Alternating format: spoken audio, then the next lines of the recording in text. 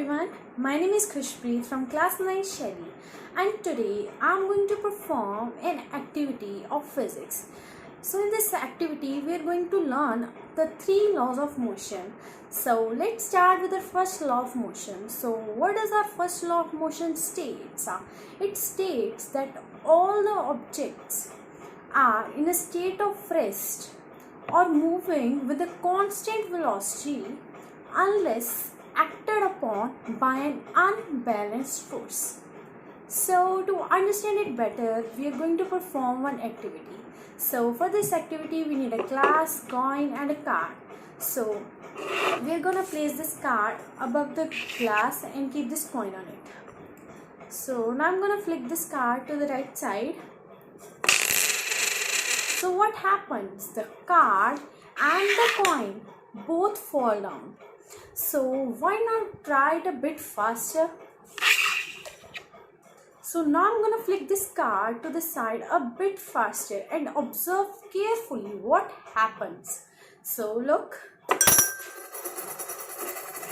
What happens? The coin falls inside the glass and the card falls away. Why does this happen? It happens because of law of inertia of the rest in the coins. So you might be wondering what's inertia. It's the natural tendency of a body to remain in rest or to be in a uniform motion. So the coin resists to change its state of rest quickly and hence falls into the glass. So now let's get on to the second law of motion. So what does our second law of motion states? It states that the rate of change of momentum of an object is directly proportional to the force applied. So to learn about our second law of motion, let's take an example of cricket.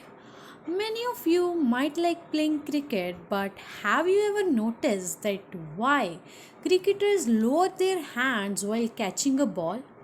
This is because by lowering the hands, players increase the time taken to catch the moving ball. As a result, the rate of change of momentum decreases, and by Newton's second law, the force exerted by falling ball is reduced. So now we are going to learn about our third law of motion. So what does our third law of motion states? It states that for every action there is an equal and opposite reaction.